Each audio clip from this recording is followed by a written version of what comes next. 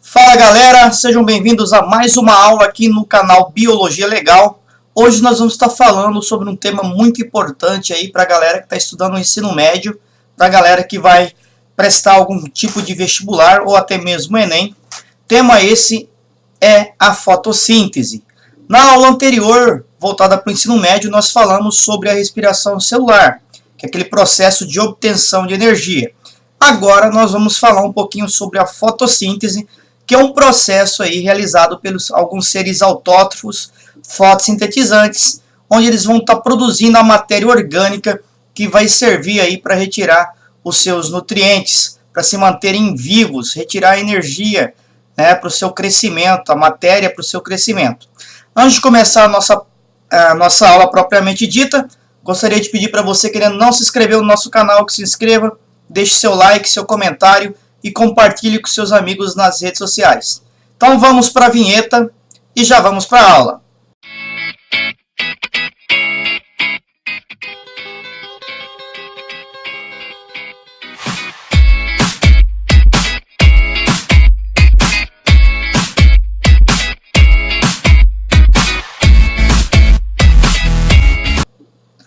Muito bem, vamos falar um pouquinho sobre a fotossíntese, tá? Qual que é o conceito aí de fotossíntese? Fotossíntese é um processo aí de síntese, de produção de moléculas orgânicas na presença de luz.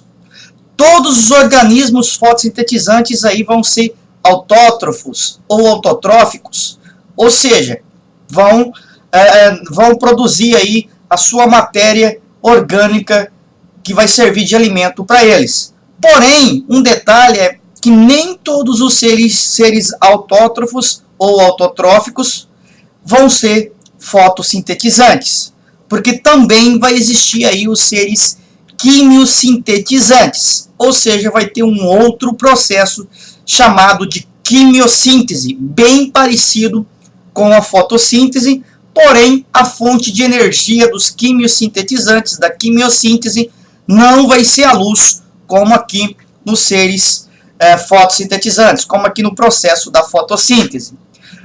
Aqui eu tenho a equação geral da fotossíntese, onde eu vou ter aí 6 moléculas de gás carbônico, de CO2, mais 12 moléculas de água na presença da luz, vai estar aí produzindo, é uma reação química produzindo a molécula C6H12O6, que é a glicose, mais 6 moléculas de oxigênio, mais 6 moléculas de água. Então aqui está um esquema de como acontecem os processos aí na planta. A planta vai estar absorvendo aí pelas raízes a água e os sais minerais que vão ser encaminhados lá para as folhas. Nas folhas tem abertura chamada de estômatos, por onde vai estar entrando o CO2. As folhas também vão possuir os cloroplastos, que possuem um pigmento chamado de clorofila. Essa clorofila vai estar absorvendo a energia luminosa, realizando aí a fotossíntese dentro dos cloroplastos. A fotossíntese vai ser realizada dentro dos cloroplastos. Nessa reação, que vai usar gás carbônico e água, mais a energia luminosa, proveniente daí do sol principalmente, vai estar produzindo a glicose, que vai ser utilizado pela planta como fonte de matéria, como fonte de energia para se manter viva, para crescer. Né? Essa glicose vai lá para as mitocôndrias participar da respiração celular e ela vai estar liberando para o ambiente aí o oxigênio. Oxigênio este que a planta também vai estar consumindo aí no processo de respiração celular, e os seres que vão estar aí vivendo, respirando oxigênio também respiram parte desse oxigênio. Só lembrando que existe um conceito aí, né, de que a floresta amazônica é o pulmão do mundo, em alusão à produção de oxigênio, ou seja, que seria a floresta amazônica responsável por manter os níveis de oxigênio ideais para os seres vivos. Só que isso não é totalmente verdade. Primeiro que pulmão não libera oxigênio para o ambiente, pulmão absorve oxigênio, né? Agora, se eu fosse considerar a produção de oxigênio, a floresta amazônica sim produz grande quantidade de oxigênio, porém as plantas consomem esse oxigênio também no processo de respiração celular.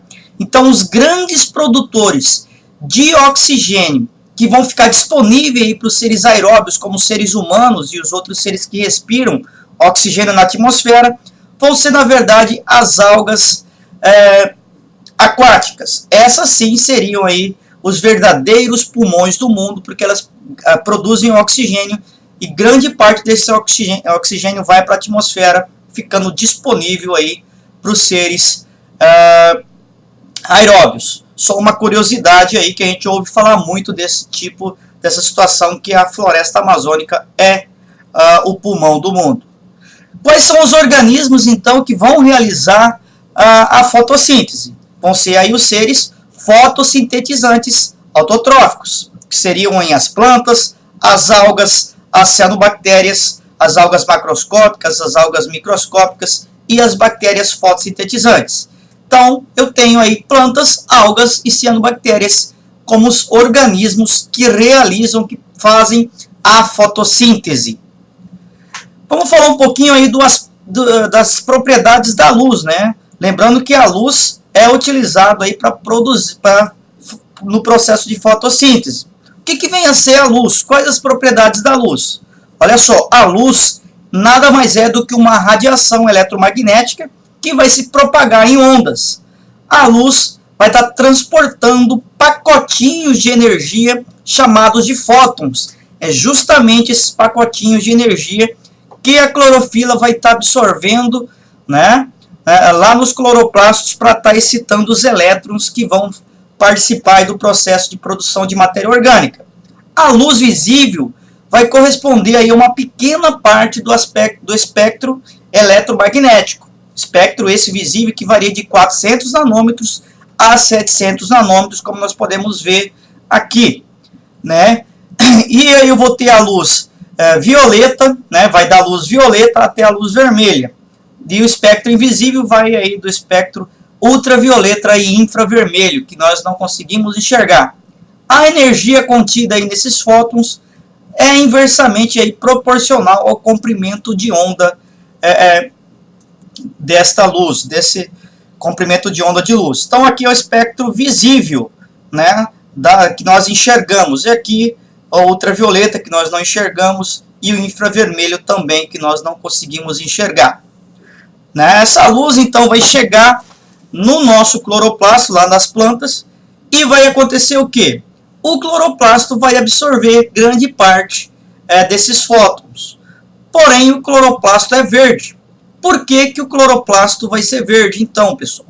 O cloroplasto vai ser verde porque esse comprimento de onda verde aqui, né, a planta, o cloroplasto não vai absorver, vai refletir novamente para o meio ambiente. Então, qualquer cor, por exemplo, uma cor azul, é uma cor que reflete,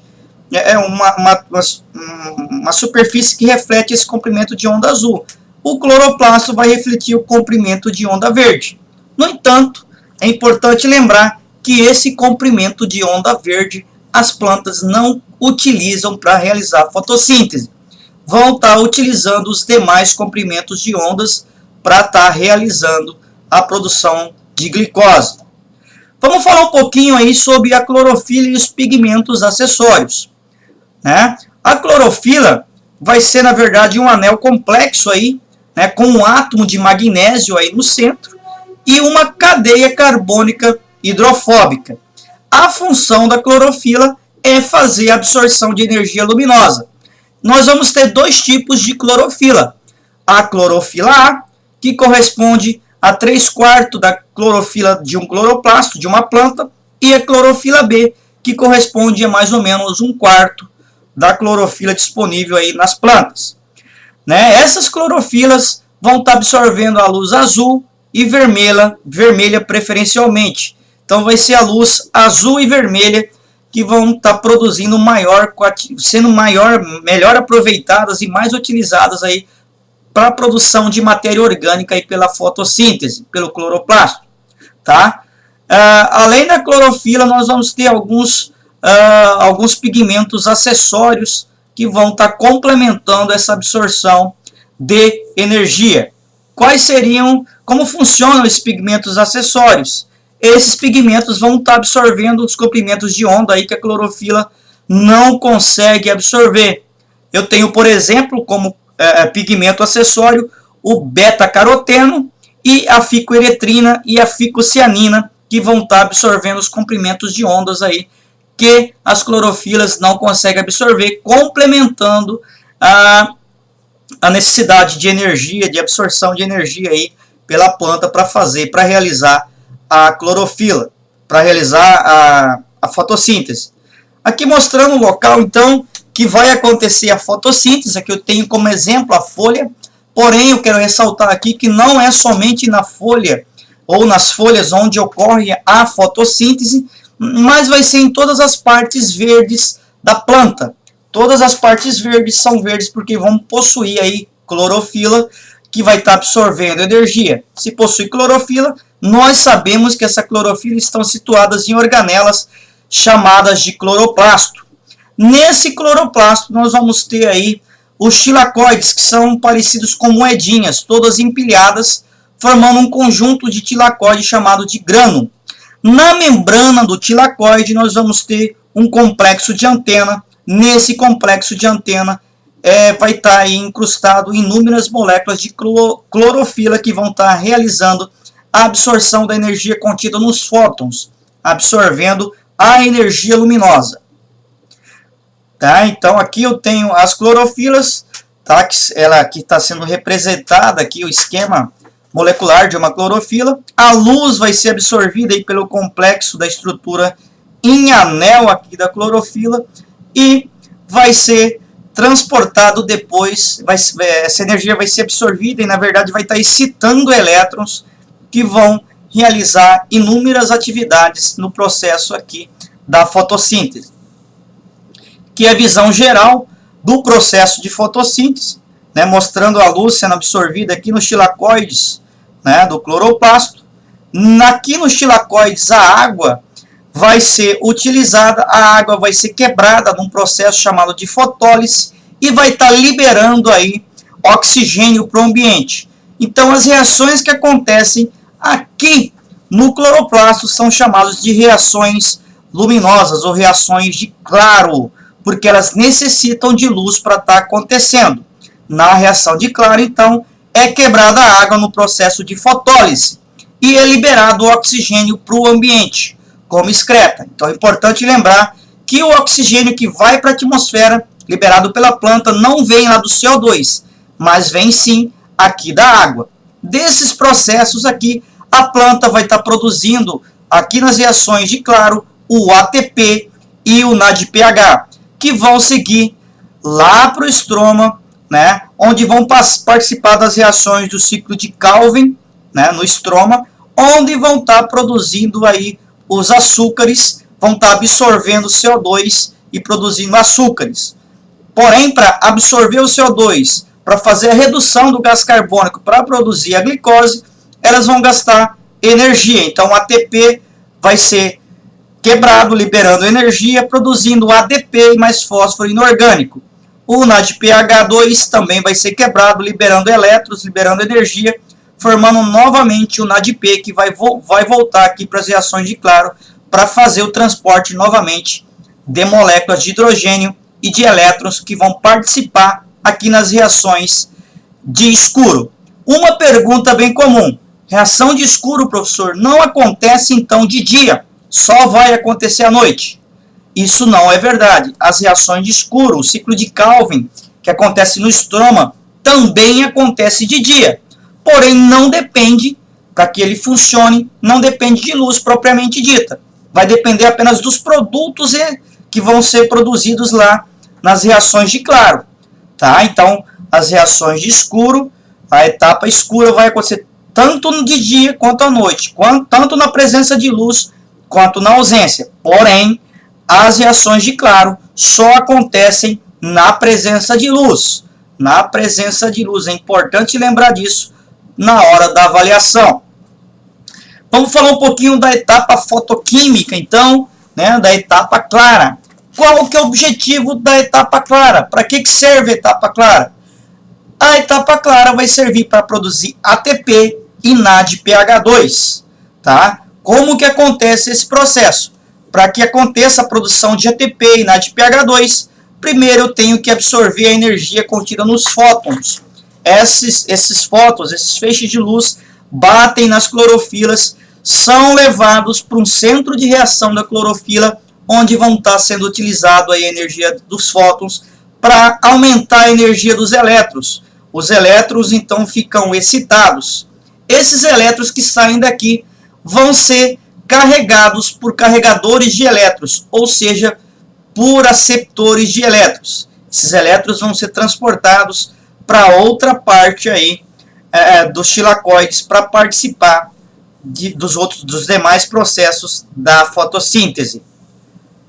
Continuando falando sobre a fotossíntese, né? Agora nós vamos ver um pouquinho aqui sobre um processo chamado de fotofosforilação oxidativa. Esse processo vai acontecer lá nos tilacoides, lá na membrana dos tilacoides. Tá? Então eu vou ter o complexo da antena. Esse complexo da antena vai ser bombardeado pelos elétrons, vai excitar esses elétrons que vão ser carregados aí por inúmeros carregadores de elétrons, inúmeras proteínas que vão carregar elétrons. Tá? Porém, quando esse elétron aqui é excitado, ele sai aqui desse complexo da antena, ele sai aqui da clorofila. Essa clorofila fica com falta de elétrons. Se tem falta de elétrons, não vai ter elétrons mais para fazer todo esse processo novamente. O que a planta faz para repor esses elétrons? Então, foi excitado esse elétron, foi embora, faltou um elétron. O que a planta faz? Faz um processo chamado aqui de fotólise da água, ou seja, vai quebrar a molécula da água para liberar elétrons. Esses elétrons, né, vão repor os elétrons que saíram daqui e foram participando, transportados aí pelas demais moléculas. Então os elétrons, que vocês têm que lembrar que os elétrons, quando passam pelas essas proteínas carregadoras de elétrons, eles vão estar perdendo a sua energia. Porém, quando eles perdem energia, o que eles vão fazer? Eles vão pegar íons de H+, de hidrogênio, e transportar para este lado do tilacoide. Tá? Então, vai transportando elétrons. Com isso, a quantidade de elétrons deste lado do tilacoide, da membrana do tilacoide, fica maior do que neste lado. Tá? O que acontece? Esses elétrons, esses íons aqui tendem a voltar para o mesmo local. Como que eles vão voltar? Eles não vão voltar mais por estas proteínas, e sim por uma proteína específica chamada de sintetase ou síntese do ATP ou ATP sintetase. Nessa ATP sintetase, ela vai estar utilizando o que para produzir energia? Ela vai estar utilizando um ADP, fósforo inorgânico, mais esses elétrons que vão passar numa espécie de turbina. Quando esses elétrons passam de volta por essa proteína faz o quê? Une um ADP a um ATP, produzindo, a um fósforo inorgânico, aliás, une um ADP, adenosina difosfato, a um fósforo inorgânico, produzindo uma molécula de ATP. Por isso que chama-se ATP sintetase. Tá? Então, tudo começa aqui no fotossistema 2, que vai absorver o comprimento de onda de 680 nanômetros. Nesse fotossistema, os elétrons vão ser excitados pela luz, vão adquirir um alto nível de energia e vão saltar para fora da molécula de clorofila e vão ser capturados aí pelos aceptores de elétrons. Depois disso, vai ocorrer então a reposição desses elétrons perdidos por um processo chamado de fotólise da água. Quando eu quebro a água H2O, eu produzo meia molécula de oxigênio e 2 hidrogênios e elétrons que vão ser utilizados aí para repor os elétrons excitados. A fotólise da água também é chamado de reação de Hill. Tá? Então é importante lembrar que na fotólise da água ocorre a liberação de íons H+, de gás oxigênio e de elétrons que vão repor os elétrons perdidos. Depois desse processo, os elétrons, né, vão sair do fotossistema 2 e vão migrar aí, pelas moléculas de plastoquinona, que vai reduzir e bombear íons H+ para dentro do tilacoide. Depois, os elétrons passam pelo aceptor de elétrons chamado de citocromo, ou CIT, e a plastocianina, para finalmente reduzir a clorofila aí presente no centro de reação do fotossistema 1. Então, agora eu tenho a participação do fotossistema 1, que vai absorver o comprimento de onda de luz de 700 nanômetros. O centro de reação aqui do fotossistema 1 absorve fótons e emite elétrons excitados para uma proteína carregadora chamada de ferrodoxina. Prosseguindo, então, a ferrodoxina então repassa esses elétrons recebidos para uma enzima que produzirá NADPH a partir de NADP mais 2H+, formando o que nós chamamos de NADPH2. No processo seguinte, né, depois de todo esse processo aqui, os íons de H+ vão estar se concentrando dentro do tilacoide e aumenta então a sua tendência aí de passarem, difundirem de volta para o estroma, porém não vão passar novamente aqui de volta para o estroma, vão passar aqui pela ATP sintetase.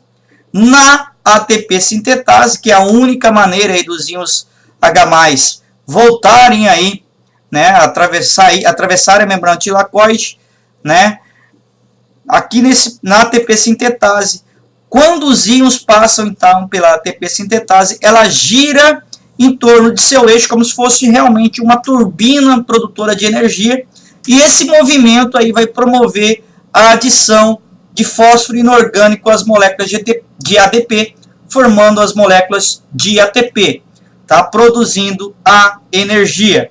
O resultado desse processo é a formação de moléculas de ATP, tá? Formou moléculas de ATP, então aqui na ATP sintetase, a partir de ADP mais fósforo inorgânico. Tá, então, só para concluir a fotofosforilação cíclica, que vai envolver somente o fotossistema 1. Tá? No fotossistema 1, a gente viu que não existiu aqui a quebra, né, a quebra de água, porque esses elétrons perderam energia e voltam novamente para cá. Tá? Então, só vai ocorrer a redução de ATP, NADPH e oxigênio, né? Também não vai ser produzido nesse caso. Então, nesse caso aqui no fotossistema 1, né, nós falamos que a fotofosforilação é cíclica, enquanto no fotossistema 2 a fotofosforilação é acíclica, porque o elétron vai embora, não retornando para cá, sendo necessária a reposição a partir da fotólise da água. Então, mais um detalhe para avaliação. Onde ocorre a fotólise da água? No fotossistema 1 ou no fotossistema 2? Apenas no fotossistema 2, que vai repor os elétrons perdidos. No fotossistema 1 não é necessário, porque os elétrons saem daqui e acabam retornando, voltando a participar do processo novamente. Tá? Importante lembrar isso na hora da avaliação de vocês. É só uma dica que eu dou, e copiando esses esquemas, tudo que foi falado aqui, que vocês vão conseguir tirar isso de letra, tá? Então, a fase escura é uma fase enzimática, tá? Porque vai ocorrer a presença de enzimas, tá? Nessa etapa escura. Nessa etapa escura, é importante lembrar que ocorre a produção de açúcares da glicose, que é, vamos dizer, a comida da planta. Tá? Essa glicose vai ser produzida a partir do quê? A partir do gás carbônico. Lembrando que aqui o gás carbônico não vai ser quebrado, ele vai ser reduzido, ele vai ser unido a íons de hidrogênio, formando uma molécula maior. Tá? O local de ocorrência dessa etapa enzimática da fase escura, ou das reações de escuras, é no estroma, não é nos tilacoides, é no estroma. Tá? Estroma. Tem um conceito errôneo aí sobre a fase escura, que diz que a fase enzimática ocorre também na presença de luz.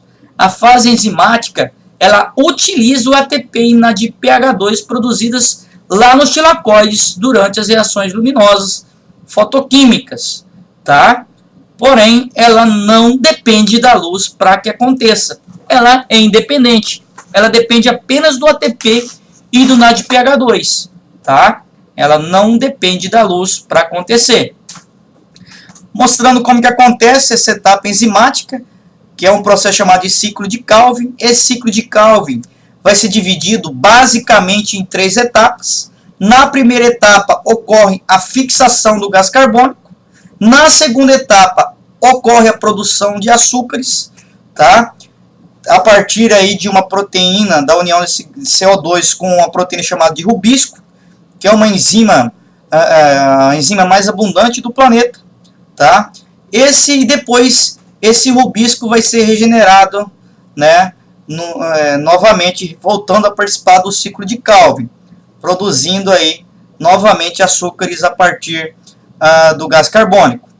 Lembrando então a importância da fotossíntese para absorção de gás carbônico, né? Vocês já devem ter ouvido falar aí, aqui mostrando totalmente como que acontece, né, o ciclo de Calvin, né? Mas antes de mostrar ele, eu gostaria de dizer o seguinte: as grandes empresas que emitem grandes quantidades de gás carbônico para a atmosfera, elas são obrigadas por lei, tanto no Brasil quanto em outros países, a plantar árvores, a reflorestar ambientes degradados.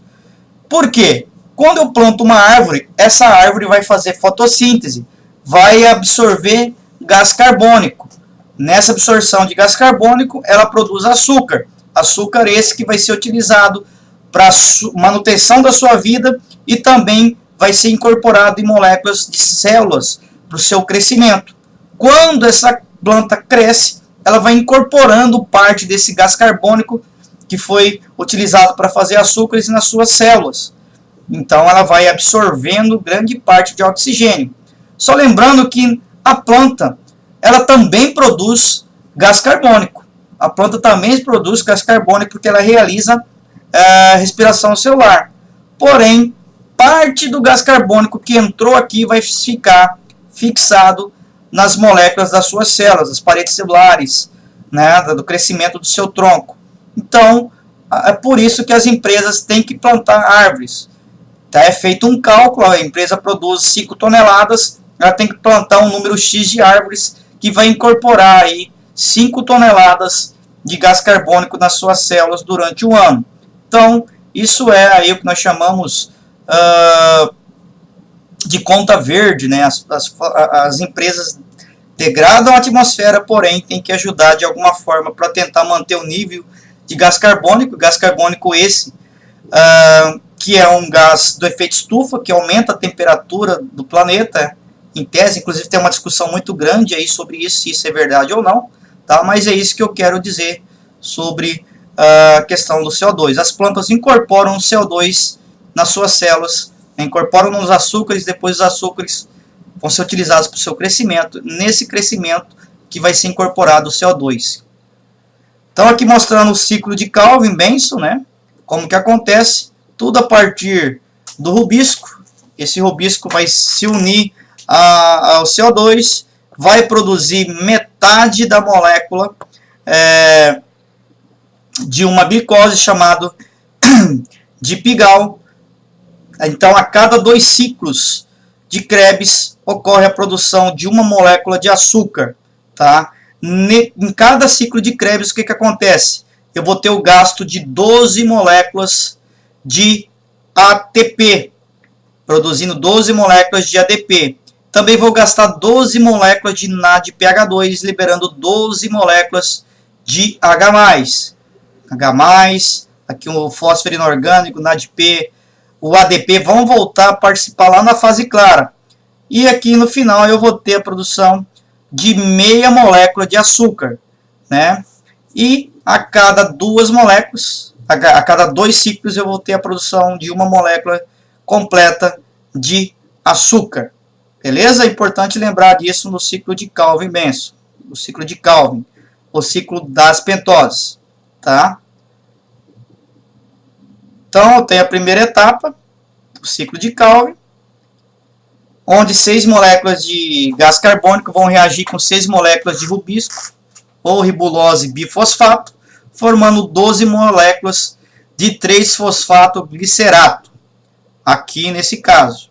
Depois, vai ter aí Essa reação é catalisada aí pela enzima chamada de rubisco, que é a enzima mais abundante do mundo, do planeta, tá? É muito importante para a participação. E aí vem a segunda etapa do ciclo de Calvin, onde vai ocorrer a produção dos açúcares.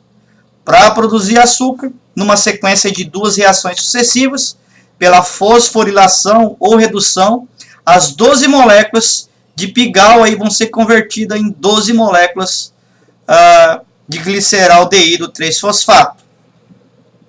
No final do processo, né, ocorreu aí o gasto de 12 ATPs e também o gasto de 12 NADPH2, NADPH, produtos aí da fase clara. Então, os produtos da fase clara foram utilizados para liberar elétrons aqui, que vão ser usados para unir os carbonos para formar os açúcares. E no final, tem a formação aí de moléculas de açúcar. Então, das 12 moléculas de G3P, aí, né, 2 serão utilizadas para a fabricação de carboidratos, os açúcares, e as 10 restantes vão ser usadas para regenerar em 6 moléculas de rubisco, né? E depois eu vou ter a terceira etapa, que é chamada de etapa de regeneração, tá? Então, é importante lembrar, eu tenho 3 etapas. Primeira etapa é a etapa de fixação do carbono, CO2. A segunda etapa é a etapa de produção dos açúcares. E a última etapa é a etapa de regeneração do rubip, tá? Beleza? Importante lembrar disso. Então, no final, as 10 moléculas, aí com 3 carbonos, vão ser convertidas em 6 moléculas de rubis com 5 carbonos. Estas são fosforiladas aí por 6 ATPs, que regeneram finalmente as 6 moléculas de rubisco. Finalizando assim a fase escura, né? Então, a fase escura depende indiretamente da luz. Indiretamente, porque ela vai usar o ATP e o NADPH2 produzidos lá na etapa fotoquímica, tá? Que eles vão ser necessários aqui para fazer o ciclo de Calvin acontecer. Ela não depende propriamente dito da luz.